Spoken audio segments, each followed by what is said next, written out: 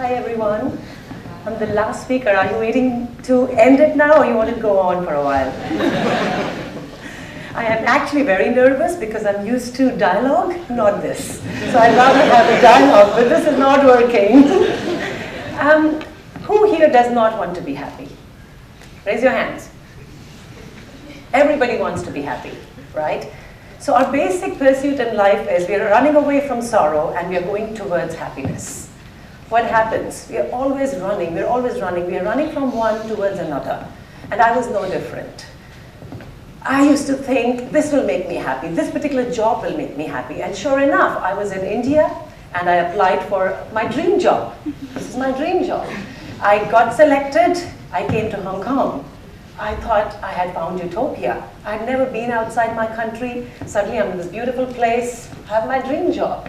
Soon enough, 2 years into my dream job, I see all these beautiful people wearing suits, sitting on the other side, and I'm serving them trays one after the other. I'm like, damn it, mine is not a dream job. They have a dream job. It's like, oh, so why? What did I do wrong? I didn't go to university. That's the problem. I didn't go to university. So I said, okay, the answer is an MBA. Sure enough, 3 years of MBA. So I was a flight attendant with an MBA. How great was that? So I finally do an MBA. 3 years of real hard work, real study. And I'm thinking, that's it, my happiness is coming, it's coming, it's coming. 1 month before my MBA graduation, my mother passes away. Sorry. My dad had passed away when I was 9. So when my mom passed away, sorry, I was very, very depressed. As you can see it, I still go into a bad state. And I went into a really bad place for a long time. I stayed in a very, very dark place. And in order to avoid any more pain, like I said, running away from sorrow, going towards happiness, I built boundaries around myself. I alienated everybody, especially my family. My husband, I walked out of my marriage. I didn't want any more pain in my life. It was not a nice place to be. And then one day, I hear that my sister-in-law has had a stroke. And she is in the ICU, fighting life and death. And here I am, in this self-absorbed, pitiful, look at me, I'm so pathetic, I'm so sad place. And I see this, she's almost dying. And that's when it hit me. It's a decision I had to make. I have to get out of this hellhole that I'm going into. I was really, really not happy. I was miserable. I had created it all myself. Of course, the circumstances outside were beyond my control. But this decision was in my control. Do I go down the hellhole or do I come out? I decided to come out. But of course, I have no tools. I don't know how to come out.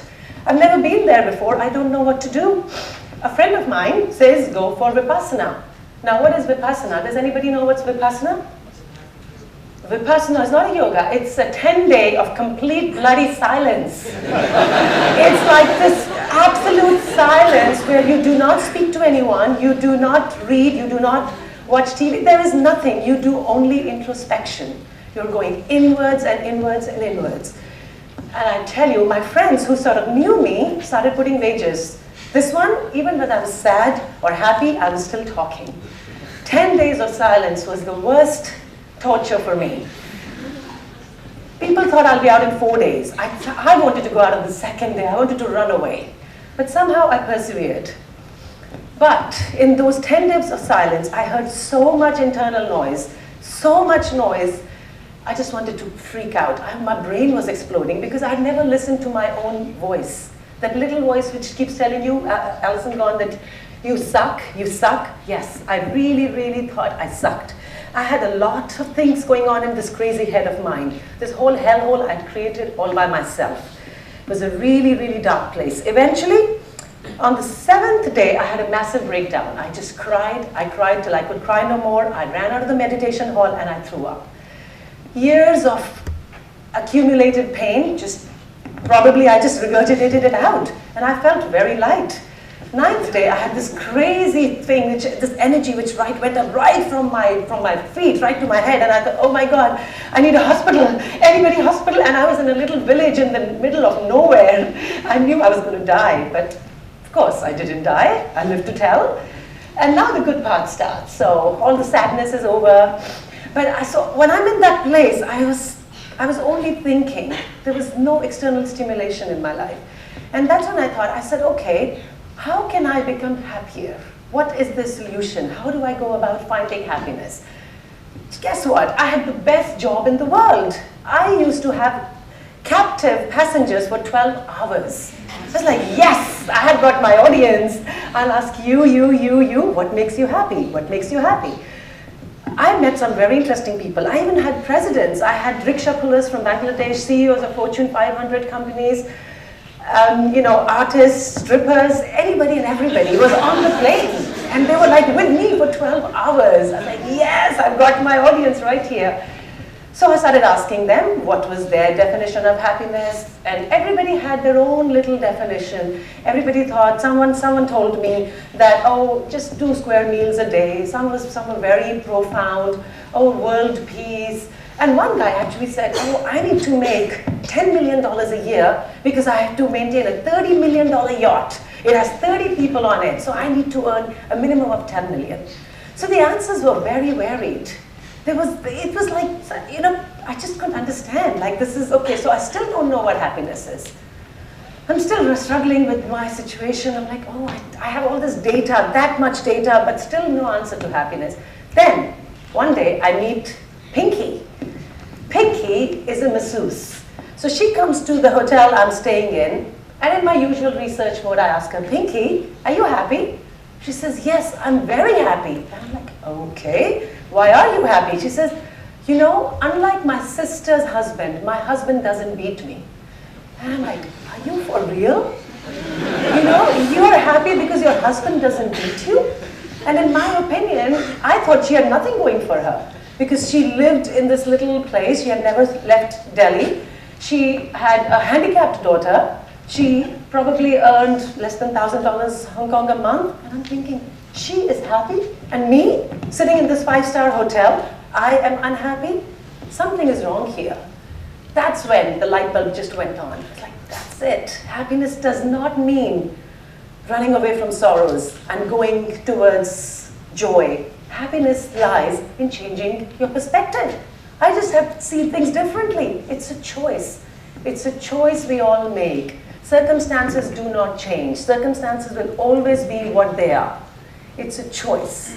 We have to decide to be happy in the here and now. I shall repeat. We decide to be happy in the here and now. So that was a decision I made. And suddenly my world changed. I realized I had such a great job. I was traveling all around the world and somebody else was paying for it. I was staying in the best of hotels and somebody else was paying for it. Wow. Room service bills, I had to sign. Damn it. Why couldn't the airline pay for that too? Anyway, and then I came back, I realized I have such an amazing family. I have a daughter who's any mother's dream. In fact, she actually just won her big golf tournament today. She's right here and she's shy.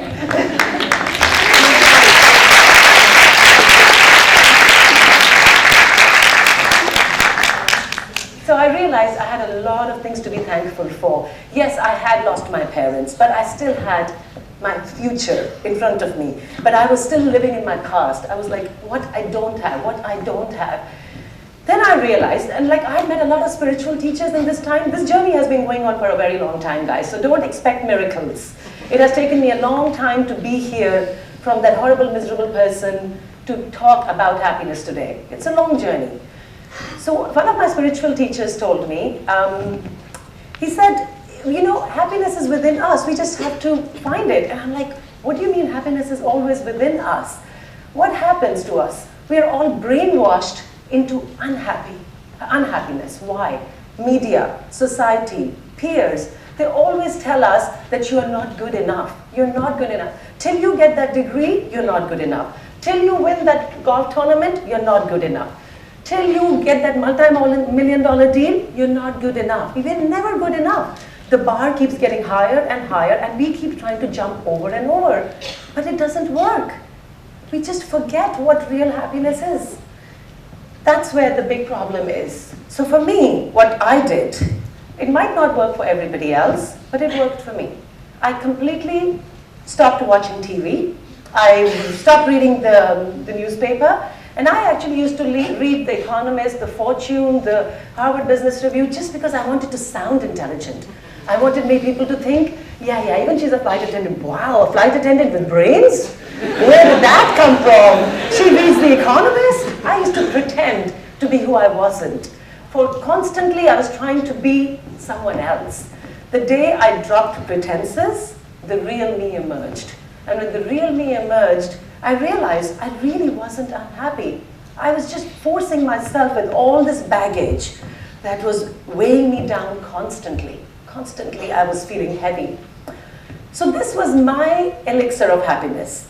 Might not be yours, but having said that, I did find a few universal themes about what can make you happy. First of all, which has already been said by Michelle, gratitude. There is no other way to become happier than being in a state of constant gratitude. You appreciate everything that is going right in your life. Or even if it's wrong, according to you it's wrong, but maybe it's not really wrong. That's what is needed at that particular time for you to grow. Appreciate the fact that we are all here. I'm standing in front of you speaking about my life, which wasn't that great. I'm very grateful for you to give me this opportunity. I am so much in gratitude today, which I wasn't 7 years ago. It's changed my life. So, and my friend Gino, who always says, right now, right here, it's good to be alive. Number 2, be in joy and bring joy. How many of you seen the movie The Bucket List? Okay, do you remember the dialogue that Morgan Freeman is having with Jack Nicholson's atop a mountain? So these two guys are probably, they're old, they're dying, and then Morgan Freeman tells Jack, he says, there is an old Egyptian belief that when a person dies and the soul is going on its way up to the heavens, the gatekeepers at the doors of the heaven ask 2 questions, which will determine your entry into the heavens. Question number 1, have you had joy in your life? Have you had joy in your life? Yes. Number 2, okay, you've gone halfway. Number 2, has your life brought joy to someone else's life? Yes, so you all have a guaranteed entry into heaven. It's that simple. Only if you are in joy can you bring joy. If you are in misery, you cannot bring anybody else any joy. I know for a fact, because when I was miserable, the only thing I could bring with me was misery. I made everybody around me miserable. Today, I try. I'm not sure. If these guys were not here, I would be a little more truthful, but my family is here. So I don't think I bring a lot of joy to them. But I try. Number 3, drop the pretenses. Stop doing things that you don't want to do. Stop living other people's dreams. Stop trying to be what you are not, like me. Like I said, I read all these books all the time just to sound intelligent. It wasn't me. But somewhere, the problem with all of us is we always look at the outliers and say, oh, we always want to be the outlier. Why? Why can't you be the best you? You are unique in your own self. You have your own purpose. Become the best you can be. Stop trying to be somebody else. I'll never be a Bill Gates, so I better be the best me. Sometimes it's better to bend rather than break. Yes, this is an interesting one. When I was interviewing all my captive audience, I met so many people who were so firm in their belief, which in a way it's a good thing, but then they would break their relationships, they would break their health just because they would not change their mindsets. Always remember that a bamboo stick can take wind speeds up to 195 miles an hour. So sometimes it's better to bend than break. This is easy. This has been going on for a long time. But latest research shows that not only physical exercise is an antidepressant, but not exercising is actually a depressant. I did not know that. So I think all of us need to stand up. Stand up, please. Stand up. Stand up. Well done. Stretch. Stretch. Good. Yeah, are we happy here? At least we won't die depressed anymore. So we've done our exercise for the day. And last but not the least, Photoshop your life. All of us do Photoshopping. We are always trying to, I keep telling my daughter, I said, can you make me look thinner? Can you make me look nicer this side? We're always trying to Photoshop our public appearance. You know, how I look, what you see of me. Why don't we start Photoshopping our real lives? Start deleting the bad memories. They won't go away, but it's up to you. You can start looking forward to what's going well in your life. Start enhancing the good bits. Stop focusing on all that's not working in your life. Start focusing on what is. Because research, as Michelle has said, has proven that whatever our attention goes to expands. And what we don't focus on eventually drops away. So ideally, we should all be focusing on the good bits, deleting the negatives. So avoidance of sorrow and pursuit of pleasure doesn't work. It is the here and now that really, really makes a difference. Michelangelo was asked how he made David. His answer, I don't know, I wasn't there to ask him myself. He said, David already existed in the marble. I just chipped off the excess. So I think all of us need to know that the happiness really lies within us. All we need to do is get rid of all the baggage, the dross that we carry on our shoulders, and let the real happiness emerge from within. Thank you.